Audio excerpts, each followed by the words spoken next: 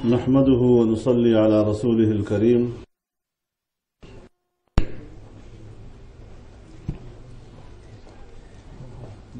برادر مکرم،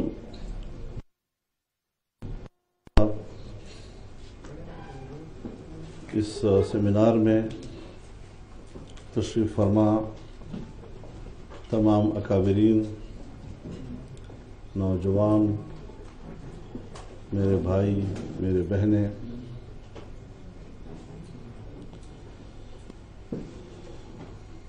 کشمیر کا مسئلہ اسے ہم پاکستان کی تاریخ کے ساتھ جوڑتے ہیں، لیکن حقیقت یہ ہے کہ یہ بر صغیر کی تاریخ سے جڑا ہوا ایک مسئلہ ہے۔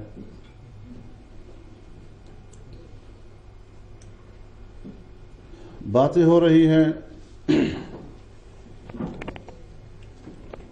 آزادی کی، کشمیر کے اندر ہونے والے مظالم کی، اور ہندوستانی مظالم کا مقابلہ آج کوئی چوتھی جنریشن کر رہا ہے۔ ظاہر ہے جی کہ جب آزادی انسان کا پیدائشی حق ہو، وہ نہ ملے، اور اس سے بڑھ کر مظالم کا ایک سلسلہ بھی چل رہا ہو، تو مسئلہ کسی قدر جذباتی بھی ہو جاتا ہے، اور اس حوالے سے جذبات کا اظہار بالکل جائز بھی ہے۔ لیکن یہاں جو آج اس سیمینار کے لیے عنوان دیا گیا ہے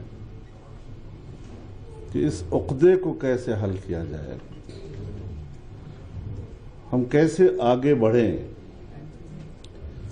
یہی وہ چیز ہے جو سب سے مشکل ہے، اور اس پر سنجیدگی سے بحث کی ضرورت ہے۔ 70 سال بعد جب آج کشمیر کی چوتھی نسل اپنی آزادی کی جنگ لڑ رہی ہے، تو ان کے سامنے اپنے آزادی کا مقصد بھی ہے، اور اپنے بزرگوں اور اسلاف کی قربانیاں بھی ان کے سامنے ہیں۔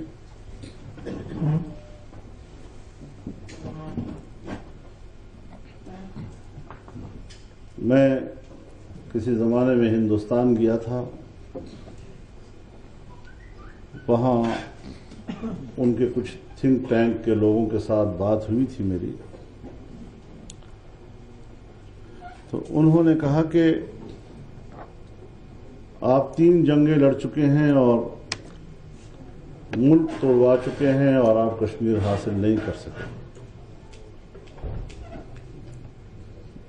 آپ نے وہاں لوگوں کو اسلحہ دیا، مسلح جنگیں لڑیں آپ نے، آپ اس میں کامیاب نہیں ہو سکے۔ آپ نے لوگوں کے ہاتھ میں پتھر دیے، انہوں نے ہمیں پتھروں سے مارا، آپ کامیاب نہیں ہو سکے۔ اب آپ لوگوں کو سڑکوں پہ لے آئے ہیں مظاہروں کے ذریعے سے، آپ کی تحریک نیچے کی طرف آ رہی ہے، اور اس تنزل سے آپ یہ امید رکھتے ہیں کہ پاکستان کشمیر حاصل کرے گا۔ تو میں نے ان کو یہی جواب دیا تھا کہ ایسی باتیں نہ کیا کریں، ممکن ہے آزادی کے لیے لڑنے والے سپاہی ابھی ماؤں کے پیٹ میں ہوں۔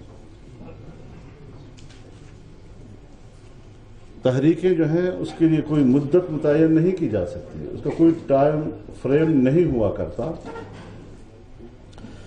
وہ کوئی ایک بڑا پتھر سمندر میں پھینک کر دھماکہ کرنے کا نام نہیں ہے، وہ تحریک ہے، اور تحریک سمندر کی لہروں کا نام ہے۔ مد و جزر کا شکار ہوتی ہیں، نشیب و فراز کا شکار ہوتی ہیں، لیکن بالآخر وہ ساحل پہ جا کے دم لیتی ہیں۔ میں سمجھتا ہوں ہمیں کشمیر کے مسئلے کو ایک تحریک کے تصور میں دیکھنا چاہیے، اور تحریک کے لیے حکمت عملی وقت کے ساتھ ساتھ اس میں تبدیلیاں بھی آتی رہتی ہیں۔ بنیادی چیز جو سوچنے کی ہے وہ یہ ہے کہ کشمیر کا مسئلہ آج کس ماحول میں ہے، بین الاقوامی ماحول کیا ہے اس کے لیے، کیا تبدیلیاں دنیا میں آئی ہیں.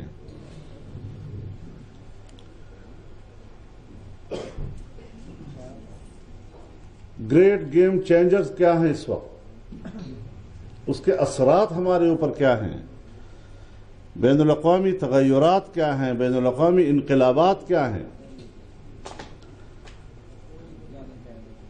ایک بات بڑی آسانی سے سمجھ میں آتی ہے کہ اس نئے منظرنامے نے آزادی کی جنگوں کو دہشت گردی کا نام دے دیا. امریکہ اور مغربی دنیا نے اپنے مفادات کے لیے پوری دنیا میں جنگ کی آگ لگائی اور اس عنوان سے کہ ہم دہشت گردی کے خلاف جنگ لڑ رہے ہیں، یہ ایک ایسا بین الاقوامی محاورہ بن گیا ہے کہ آج فلسطینی اگر اپنے حق کی جنگ لڑ رہا ہے اور اسرائیل کے مظالم کو ریاستی دہشت گردی سے تعبیر کیا جاتا تھا، آج اسرائیل فلسطینیوں کی جدوجہد کو دہشت گردی کہہ رہا ہے. کشمیری جو ہندوستان کے مظالم کو ریاستی دہشت گردی سے تعبیر کرتا تھا، آج اس بین الاقوامی ماحول کا فائدہ اٹھاتے ہوئے وہ کشمیریوں کی اس جدوجہد کو، جس کو اقوام متحدہ کے تمام اصول تسلیم کرتا ہے، انسانی حقوق کے چارٹر اس کو تسلیم کرتے ہیں، آج وہ ان کی جدوجہد کو دہشت گردی سے تعبیر کر رہا ہے. معاملہ خلط بلط ہو گیا ہے.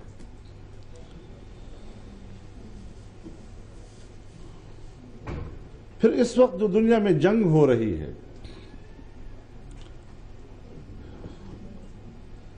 70 سال پہلے کسی جنگ کے حربے بہت محدود ہوتے تھے، اس کی حکمت عملی بہت سادہ ہوتی تھی. لیکن آج دنیا میں مختلف اور جدید نئے حربے جنگ کے ایجاد ہو چکے ہیں اور ہمارا کشمیر کا مسئلہ اس کے گرد یہ ماحول گھوم رہا ہے.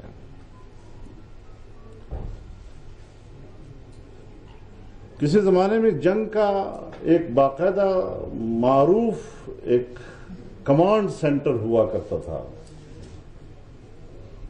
آج کی اس نئی جدید ٹیکنالوجی میں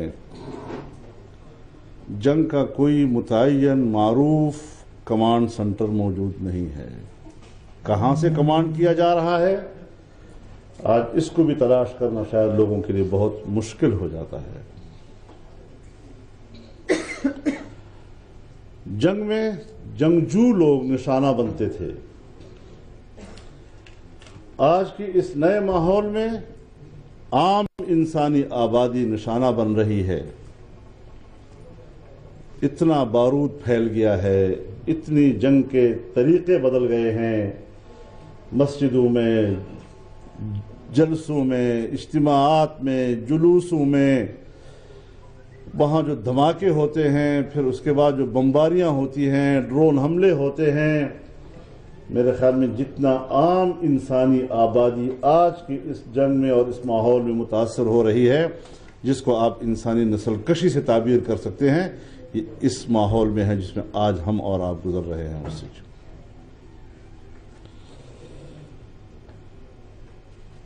ایک نفسیاتی مسئلہ پیدا ہو گیا ہے اور میڈیا اتنا پاورفل ہے اس وقت کہ اس نے پوری انسانیت کے دل و دماغ کو مفلوج کر کو کہ سچ کہاں ہے، سچ اوجھل ہو گیا ہے. رائے عامہ ہر مسئلے میں منقسم ہو چکی ہے.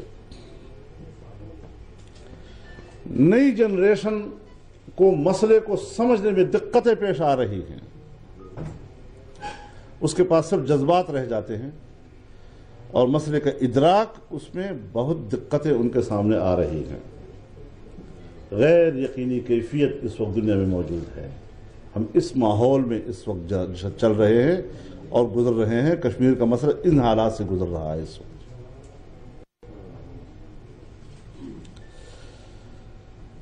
علاقائی چھوٹے موٹے کہیں پر تنازع ہو جاتے ہیں، کسی گاؤں میں جھگڑا ہو جاتا ہے، پڑوس کے شہر کو بھی اس کا علم نہیں ہوتا تھا، گاؤں کے ایک کنارے میں حادثہ ہوتا تھا تو دوسرے کنارے کو بھی علم نہیں ہوتا تھا۔ آج چھوٹے چھوٹے معاملات میڈیا کے نئے دور میں سوشل میڈیا کے ہو رہے ہیں کہ بڑے بڑے قوموں کے جو تنازعات ہیں اس کو بھی انہوں نے پس منظر کی طرف دھکیل دیا ہے اور انتہائی گدلا کر دیا ہے ساری صورتحال کو، کہ جس میں ترجیحات کا تعین بڑا مشکل ہو جاتا ہے کہ عام آدمی شام کو جب سوتا ہے تو اس کو دنیا کے تنازعات میں ترجیحات کو تعین کرنا اس میں پریشانی سے آ جاتی ہے۔ آج کے اس موجودہ جنگ میں جہاں زیادہ تر جنگیں گوریلا اور چھاپہ مار جنگیں ہوتی ہیں، اس میں محاذ کا بھی تعین نہیں ہو سکتا جی، کہاں حملہ ہو رہا ہے، کس جگہ جنگ ہونی ہے، کس جگہ حملہ ہونا ہے، کہاں پر جواب دینا ہے۔ یعنی عجیب سی حالت میں اس وقت پوری دنیا پھنسی ہوئی ہے۔ تو یہ جو افراتفری ہے اور مربوط نظام کا فقدان ہے، اور پھر اس میں ہم جب سیاسی جنگ لڑتے ہیں آپس میں، ہمارے سیاسی جنگوں میں جس طرح کی شکایت کی گئی سیاسی لوگوں کے بارے میں، 2 یا 3 لوگ اس کے ذمہ دار نہیں ہیں، مجموعی سیاسی نظام ہمارا وہ اس کا ذمہ دار ہے کہ وہاں پر ہم اس کے ہوتے ہوئے بھی لوگوں کو کبھی سول نافرمانی تک پر ابھارنے لگ جاتے ہیں۔ ملک کے اندر انارکی پیدا کرنے کے لیے ہم خود لوگوں کو ابھارتے ہیں سیاسی مقاصد کے حصول کے لیے۔ تو پھر آپ بتائیں کہ کشمیر کا مسئلہ کہاں کھڑا ہوگا، اس کی پوزیشن کیا رہ جائے گی؟ چنانچہ گزشتہ 15 سالوں میں جو ایک نیا منظرنامہ دنیا کے سامنے آیا ہے اور جس میں امریکہ اس کی قیادت کر رہا ہے، وہ اپنے مفادات کی جنگ لڑ رہا ہے۔ جب 1949 میں آپ کشمیر کی قرارداد پاس کر رہے تھے تو امریکہ آپ کے ساتھ تھا، لیکن آج 70 سال کے بعد ہم جہاں کھڑے ہیں وہاں امریکہ بین الاقوامی وہ طاقت جو یک محوریت کا مظہر ہے، وہ آج انڈیا کے ساتھ کھڑا ہے، آپ کے ساتھ نہیں کھڑا۔ اس سارے سینیریو میں اتنی بڑی تبدیلی، ظاہر ہے کہ ہمیں کچھ حالات کا انتظار کرنا پڑے گا۔ ہم یہ جانتے ہیں کہ ایک محوریت پوری انسانیت کی غلامی کا نام ہے، اور اس محوریت کو، یک محوریت کو جب تک توڑا نہیں جائے گا، لیکن اس کے لیے کچھ نئے نظریات کو بھی فروغ دینا ہوگا۔ ہم کہتے ہیں چینج، گیم چینجر، کس چیز کے چینج؟ ظاہر ہے کہ ایک نوآبادیاتی نظام کا تصور ہے۔ وہ نوآبادیات ہے کیا جس کو ہم کبھی سامراجیت سے تعبیر کرتے ہیں؟ وہ سامراجیت ہے کیا؟ ظاہر ہے کہ وہ کسی ملک کی معیشت پر قبضہ کرنے کے بعد اس کے نظام پر قبضہ کرنے کا نام ہے۔ کئی 100 سال پہلے انگریز نے دنیا پر حکومت کی، یورپ نے حکومت کی، پہلے ان کی معیشت پر قبضہ ہوتا تھا اور اس کے بعد ان کے نظام پر قبضہ ہوتا تھا، اور یہ نوآبادیاتی نظام صدیوں چلا ہے، اور اس کے اثرات اب بھی ہمارے دل و دماغ سے اترے نہیں ہیں۔ انگریز چلا گیا، نوآبادیاتی نظام کا، ہم اب بھی اپنے ملکوں میں اس نظام کے اثرات کو برقرار رکھے ہوئے ہیں، اسی ذہنیت کے ساتھ۔ اب ہم نے کہاں جانا ہے؟ آج اگر ہم چائنا کی طرف دیکھتے ہیں، یقیناً چائنا دنیا کو امریکہ اور مغرب کی نظام معیشت کے تصورات کے برعکس بات کر رہا ہے. وہ قوموں کی شراکت کے ساتھ ایک نئے اقتصادی نظام کو فروغ دینے کی بات کر رہا ہے، نہ کہ کسی قوم کی معیشت پر قبضہ کرنے کے تصور کے ساتھ. ہاں، آنے والے وقت میں اس کے عملی اقدامات کو بھی دیکھا جائے گا کہ وہ اس ویژن کے ساتھ مطابقت کتنا رکھتا ہے. لیکن آج جب ہم سپیک کی بات کرتے ہیں، یہ چائنا کے اس نئے اقتصادی ویژن کی ایک پہلی سیڑھی ہے اور جس کا پہلا زینہ پاکستان ہے. آج انڈیا کہتا ہے کہ یہ متنازع علاقہ اور متنازع علاقے سے گزرنے کی بات کر کے امریکہ اس کو سپورٹ کر رہا ہے.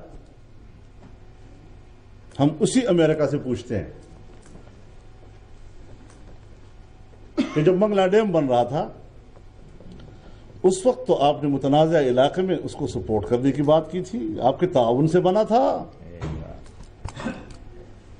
آج کس طرح آپ گلگت بلتستان کے علاقے سے گزرنے والے اس سپیک کو اور ون روڈ ون بیلٹ کا جو انیشیٹو انہوں نے لیا ہے اس کو آپ اس اصول کی بنیاد پر متنازع بنا رہے ہیں کہ انڈیا کہتا ہے کہ یہ متنازع علاقہ ہے. یہاں پر بنیادی بات یہی بن جاتی ہے کہ اس وقت امریکہ اور انڈیا بہت قریب آ چکے ہیں.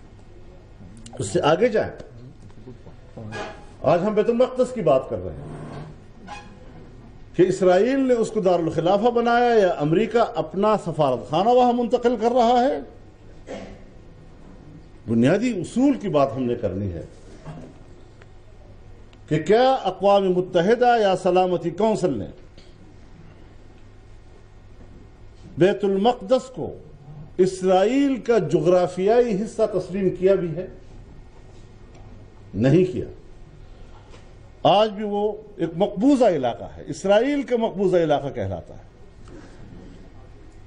اب جو بین الاقوامی سطح پر ایک ٹیریٹری وہ اسرائیل کا جغرافیائی حصہ نہیں بنا، نہ وہ اسرائیل کا دارالخلافہ بن سکتا ہے اور نہ وہاں پر امریکہ کا سفارتخانہ یا کسی اور ملک کا سفارتخانہ کھل سکتا ہے. لیکن اگر ایک مثال قائم کر دی گئی تو پھر اگلے مستقبل میں آپ دیکھیں کہ ہمارے معاملے پر کیا اس کے اثرات مرتب ہوں گے.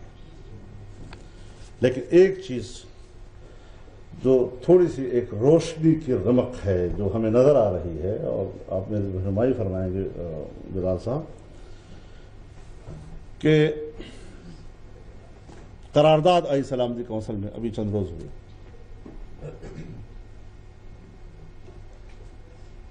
کہ بیت المقدس کو اسرائیل کا دارالخلافہ نہیں بننا چاہیے. اسے امریکہ نے تنہا ویٹو کیا ہے، کوئی یورپ کا ملک بھی ان کے ساتھ نہیں دے رہا. اس پہلو کو بھی دیکھنا چاہیے کہ اس پالیسیوں کے نتیجے میں ان کو ایک تنہائی کا بھی شکار ہونا پڑ رہا ہے اور اس کو ہمیں ایکسپلائٹ کرنا چاہیے. لہذا اس وقت جو انڈیا کی پوزیشن ہے، اس وقت جو ہماری پوزیشن ہے، اس کو سامنے رکھتی ہوئی یہ توقع رکھنا کہ مسئلہ کشمیر کل حل ہو جائے گا. مسئلہ کشمیر تو ایک ایسی چیز بن گیا ہے کہ اگر گھروں میں بھی کوئی چھوٹا مسئلہ آپس میں حل نہ ہو رہا ہو بنا دیا.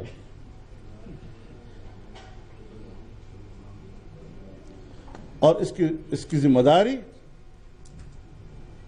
انڈیا پر بھی ہے، لیکن پاکستان بھی اس سے مکمل بری ذمہ قرار نہیں دیا جا سکتا. ہم قراردادوں کی بات کرتے ہیں، ہمیں اپنے نوجوانوں کو ایجوکیٹ کرنا چاہیے. قرارداد ہے کیا؟ ہم نے قرارداد کے ایک ہی شق لوگوں کو بتایا ہے کہ پلیبیسٹ. اب پلیبیسٹ کے لیے آگے پیچھے کچھ ان کو بھی حل کرنا پڑے گا، اس کے بغیر نہیں ہو سکتا معاملہ. تو عقدہ جو ہے کسی نے بڑا مضبوط قسم کا عقدہ باندھا ہے کہ جس کو کھولنا کوئی اتنا آسان کام نہیں ہوگا. ایک ہی راستہ ہے آپ کے ساتھ، آپ کے پاس، کہ ہم اس وقت تحریک کے تصور کو زندہ رکھے،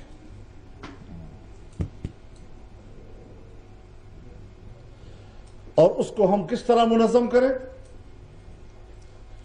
تاکہ یہ مسئلہ زندہ رہے۔ ورنہ جو آج سینیریو ہے، افغانستان کی صورتحال کیا بنا دی گئی، عراق کی صورتحال کیا بنا دی گئی، شام کی صورتحال، لیبیا کی صورتحال، یمن کی صورتحال، مالی کی صورتحال، صومالیہ کی صورتحال، پوری دنیا جہاں اسلامی دنیا کہلاتی ہے وہاں پر اس وقت شورش ہے اور آگ جل رہی ہے، اور ایسے مسائل کھڑے کر دیے ہیں کہ خطے میں مزید پولرائزیشن کے توقعات ہیں۔ افغانستان آپ کے تعلقات جو ہیں وہ ایک ایسے محاذ پہ کھڑے ہیں کہ آپ کو اس کے مستقبل کے بارے میں فکر مند رہنا پڑے گا۔ ایران کے ساتھ تعلقات میں ہمیں آنے والے مستقبل میں فکر مند رہنا پڑے گا۔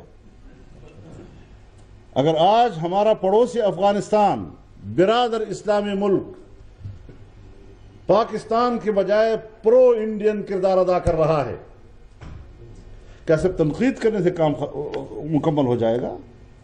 کیا ناراضگی سے مسئلہ حل ہو جائے گا؟ یا ہم نے کوئی بیٹھ کر اس کے لیے ایک اسٹریٹجی بنانی ہے کہ ہم پڑوس کی دنیا کو اپنے قریب کیسے کر سکتے ہیں، ہم اپنے ملک کے ساتھ ان کے مفادات کو کیسے وابستہ کر سکتے ہیں؟ ہم ہر بات کو کٹائی میں ڈال دیتے ہیں۔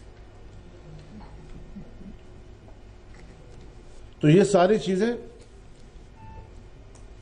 اس حوالے سے ایک اور بات بھی میں عرض کرنا چاہتا ہوں۔ شملہ معاہدے کے تحت بائیلیٹرل مذاکرات، جامع مذاکرات، میں پہلے بھی بار بار کہہ چکا ہوں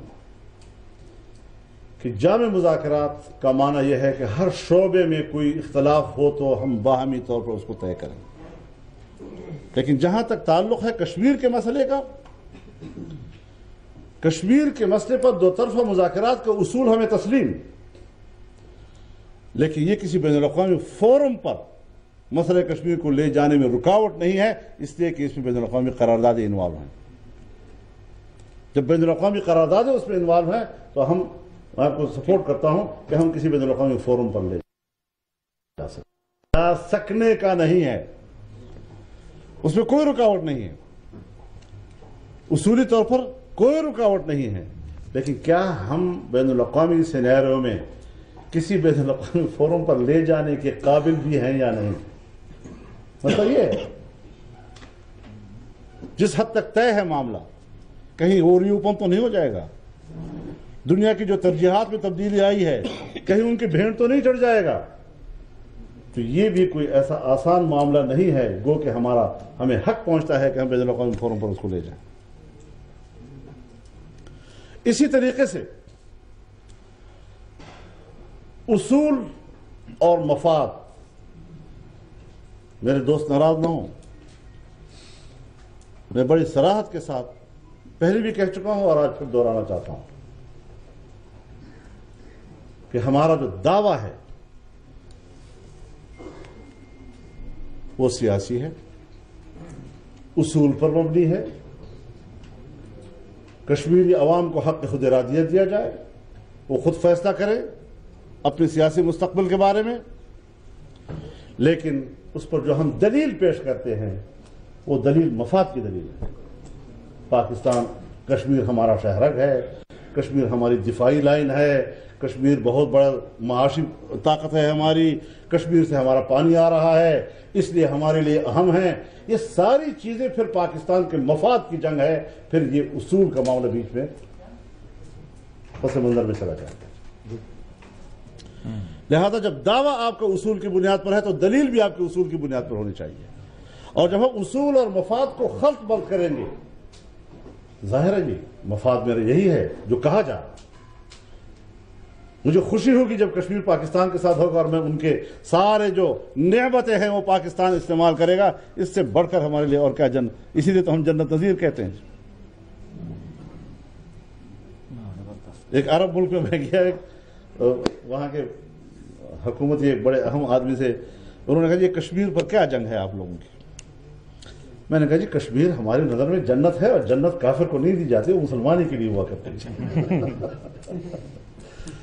تو بڑا ہنسا، اس کو انجوائے کیا اس نے جی.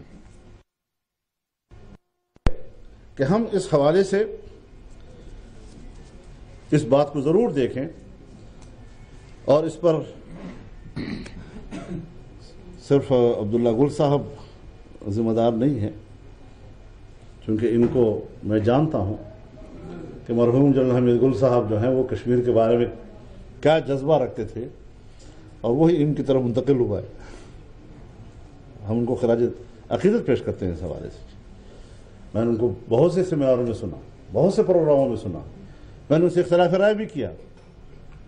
میرے ساتھ محبت اتنی تھی کہ کسی جگہ پر میری بات معقول لگے تو کہتے تھے کہ ہاں آپ کی بات صحیح ہے. یہ فراخ دلی تھی ان میں جی. تو اب مسئلہ یہ ہے کہ ہمیں رکھنی ہوگی کہ قبل اس کے کہ عالمی سطح پر ابھرنے والی تبدیلیوں کے جبر کے تحت ہم ایک ناپسندیدہ حل پر مجبور ہوں. ہمیں یہ بھی سوچنا ہے کہ اس سے پہلے ہمیں کوئی معاملات طے کرنے ہیں یا نہیں کرنے. اب مشکل یہ ہے کہ یہاں پر تو اگر میں ایسی باتیں کروں تو کل ایک اخبار جو ہے وہ میرے خلاف فوراً آرٹیکل لکھ دے گا کہ ابھی کشمیر کا مسئلہ حل نہیں ہوا اور آپ انڈیا کے ساتھ ٹماٹر اور آلو کی تجارت کی بات کرتے ہو. حکا پانی بن جائے. تو ان چیزوں کو ہمیں بڑے اونچی سطح پہ سوچنا ہوگا، اور یہ چھوٹی چھوٹی چیزیں، چھوٹے چھوٹے معاملات، یہ جو آلو ٹماٹر کی باتیں ہیں یہ پبلک کی ہیں، یہ عام آدمی کی ضرورتوں کے مسائل ہیں. جھگڑے عوام میں نہیں ہوا کرتے. اس کے بعد حکومتیں آتی ہیں، جھگڑے حکومتوں کے بھی نہیں ہوا کرتے. حکومتیں اسٹیٹ کی نمائندگی کرتی ہیں، تنازعات اسٹیٹ کے ہوتے ہیں. تو کشمیر کا مسئلہ انڈیا کے ساتھ ہمارا اسٹیٹ ٹو اسٹیٹ ہے، یونین ٹو یونین ہے. حکومتیں اگر وہ سیاسی رویے اختیار کریں، سفارتی رویے اختیار کریں، تو پھر مذاکرات کے لیے ماحول بنے گا. اور اگر ہم سیاسی لوگ کوئی سفارتی لب و لہجے میں گفتگو کریں، کوئی سیاسی لینگویج ہم اختیار کریں، تو پھر فوراً غدار کا ٹھپا لگ جائے، تو پھر شاید ہم ایک ذہنی دباؤ کی تحت ساری زندگی سوچتے رہیں گے اس مسئلے کو. اور سیاسی جب بات اصول مذاکرات کی طے کر لیا آپ نے، تو پھر مذاکرات کے لیے اس کا ماحول، مذاکرات کے لیے سیاسی لوگوں کا اس میں دخیل ہونا اور ان کی رائے کو اہمیت دینا، یہ ساری چیزیں پھر مذاکرات کے عمل کے ساتھ لازم ہیں. اور اس حوالے سے جب اسٹیٹ کی بات آتی ہے تو وہ بین الاقوامی اداروں کے سامنے جواب دہ ہوتے ہیں، بین الاقوامی برادری کے سامنے لوگ جواب دہ ہوتے ہیں. آپ آج کہتے ہیں کہ شملہ معاہدہ ختم، لیکن میرے یہاں تقریر کرنے سے ختم نہیں ہوتا. وہ اس کو ایک بین الاقوامی ضمانت حاصل ہے. اس کو آپ بین الاقوامی سطح پر دنیا کے سامنے جواب دہ ہیں، خود انڈیا بھی اور پاکستان بھی. لیکن کن حالات میں ہم نے کیا، ہمیں وہ بھی مد نظر رکھنا چاہیے. اور آج کن حالات سے ہم گزر رہے ہیں، ہمیں اس ماحول کو بھی سامنے رکھنا چاہیے. یہ ساری چیزیں ہوتی ہیں کہ جب آپ مشکل سے گزر رہے ہیں تو آپ کو اپنے ماحول کا بھی جائزہ لینا ہوگا، آپ کو اپنا سفر برقرار رکھنے کے لیے بھی سوچنا پڑے گا، اور آپ کو اس کے حل کے لیے تجاویز بھی دینے ہوں گی. اس کے لیے نرم رویوں کی بھی ضرورت ہوگی، اور نرم رویوں کو غداری نہیں کہا جاتا. نرم رویے جو ہیں ایک لازمی حصہ ہوتے ہیں اس قسم کے تنازعات کو کسی جگہ پہ پہنچانے کا. ہاں، اگر بالفرض مایوسی ہو جاتی ہے، ایک قوت جارحیت کا ارتکاب کرنے لگ جاتا ہے، تو پھر جنگ کا مرحلہ آئے گا نا. تو پھر جب آئے گا تو پھر آئے گا نا، تو پھر ہمیں اپنی فوج پہ بھی اعتماد ہے نا. اور صرف فوج اکیلی بھی نہیں رہے گی، قوم کا ہر جوان ان کے شانہ بشانہ لڑے گا. لیکن ہم بات کر رہے ہیں ماحول ہم بنا رہے ہیں مذاکرات کے لیے، لب و لہجہ اختیار کر رہے ہیں جنگ کا. یہ دونوں چیزیں بیک وقت اس طرح نہیں چلتی. تو اس اعتبار سے ہمیں قوم کے اندر ہر سطح پر ایک تیاری کرنی ہوگی. نوجوان کو سمجھانا ہوگا، اس کو اکیڈمک بنیادوں پر یہ مسئلہ سمجھانا ہوگا. مجھے جامعہ کراچی میں بلایا, پورا ہال بھرا ہوا تھا نوجوانوں کا, اسٹوڈنٹس تھے. میں نے ایک استاد کی طرح اول سے لے کر جتنے مراحل سے گزرا ہے ایک بڑا لمبا چوڑا لیکچر دیا. اس کے بعد مجھے جامعہ سرگودا میں بلایا گیا. میں نے وہاں کوئی 1-1.5 گھنٹے لیکچر دیا. اس کے بعد مجھے بلانے کے لیے کوئی تیار نہیں ہے. کہتے ہیں سچ کیوں بتا رہے ہیں لوگوں کو. تو یہ چیزیں جو ہیں ہمیں اس ملک میں ختم کرنی چاہیے. کشمیریوں کے ہم سب شانہ بشانہ ہیں, لیکن وقت کے ساتھ ساتھ اس بات کا خوف بھی ذہن میں رکھنا چاہیے کہ کسی طریقے سے جو آج پوری دنیا میں ڈسپیوٹ پیدا ہو رہا ہے, مسائل الجھ رہے ہیں, اس کو ہم کس طرح کسی اختلاف سے اور تقسیم سے بچا سکتے ہیں. جی یہ بھی ایک چیلنج ہے ہمارے لیے. جی تو یہ ساری چیزیں ہمارے ذہن میں رہتی ہیں. اور ماشاءاللہ ہمارے جو یہاں پر کشمیری دوست ہیں, چاہے وہ اس چیپٹر کے ہوں اس چیپٹر کو ہوں, ہم رابطے میں رہتے ہیں. اور جب بھی کوئی ایسی صورتحال پیدا ہوتی ہے وہ ہماری طرف رجوع کرتے ہیں, ہم ان کی طرف رجوع کرتے ہیں, اور یہ سلسلہ انشاءاللہ چلتا رہے گا. تو یہ کچھ گزارشات اس حوالے سے تھیں کہ جب تک ہم اس پر مستقل ایک تھنک ٹینک نہیں بنائیں گے اور اس پر ہم ایک یکجہتی نہیں بنائیں گے اور تمام جو ہمارے ادارے ہیں وہ ایک پیج پر نہیں ہوں گے, صرف جذباتی طور پر یہ کہنا کہ ہم کشمیریوں کے ساتھ ہیں, یہ شاید کافی نہیں ہے. ضروری ہے لیکن کافی نہیں ہے. اس پر مزید کام کرنے کی ضرورت ہے. اور آج کے حالات سے کیسے نکلنا ہے, کشمیر کی ترجیح کو کس طرح زندہ رکھنا ہے, بطور تحریک کے ہم نے کس طرح رہنا ہے. اور یہاں پر آزاد کشمیر کے بیس کیمپ کی بات ہوئی, اس میں کوئی شک نہیں ہے کہ ہمارا آزاد کشمیر جو ہے وہ جدوجہد آزادی کشمیر کے لیے بیس کیمپ ہے. لیکن جہاں پر اقتدار کی لڑائیاں ہوں وہ کبھی بھی آزادی کے لیے اور تحریکوں کے لیے بیس کیمپ نہیں بن سکتا. اسی لیے مقبوضہ کشمیر میں حریت کانفرنس انتخاب اور اقتدار کی جنگ سے باہر ہے, تب وہاں پر تحریک زندہ ہے اور پروان چڑھ رہی ہے. لیکن یہاں پر وہ جذبات ٹھنڈے ہیں, وہ چیز نہیں ہے. ہمیں آزاد کشمیر پر حکومت کرنے میں دلچسپی ہوتی ہے, اس جنگ کو زیادہ اہمیت ہم دیتے ہیں. تو اس چیز کو بھی ہمیں مد نظر رکھنا چاہیے. بہت سی چیزیں ہیں, میں نے اتنا عرصہ کشمیر کے مسئلے سے وابستہ ہو کر گزارا ہے کہ اب کوئی چیز مجھ سے مخفی نہیں ہے, اور بہت سی کمزوریاں مجھے معلوم ہیں, اپنی کمزوریاں معلوم ہیں. لیکن ان کمزوریوں کا علاج کیا ہے, اس کے لیے شاید ہمارے اندر وہ قوت بھی نہیں ہے, ہمیں وہ ماحول پر بات کر سکیں, تبھی ہم کمزوریوں کا علاج ہوگا. اگر میں ایک مرض کو تسلیم ہی نہیں کر رہا تو میں اس مرض کا علاج کیسے کروں گا. تو یہ کچھ گزارشات تھی, میں نے حضرات کی سماع خراشی کی ہے. اور جی یہ ساری باتیں تو میں نے نوجوانوں کے لیے تو سمجھ آ گئی ہمیں. بہت شکریہ. مایوسی کی بات نہیں ہے, یعنی یہ چیزیں ہیں کہ ہم نے اپنے نوجوان کو یہ چیزیں سکھانی اور پڑھانی ہے کہ یہی آپ کے سامنے چیلنج, اس کا سامنا کرنا ہے, اس کا مقابلہ کیسے کرنا ہے, کس حکمت کے ساتھ اور کس عقل کے ساتھ کرنا ہے.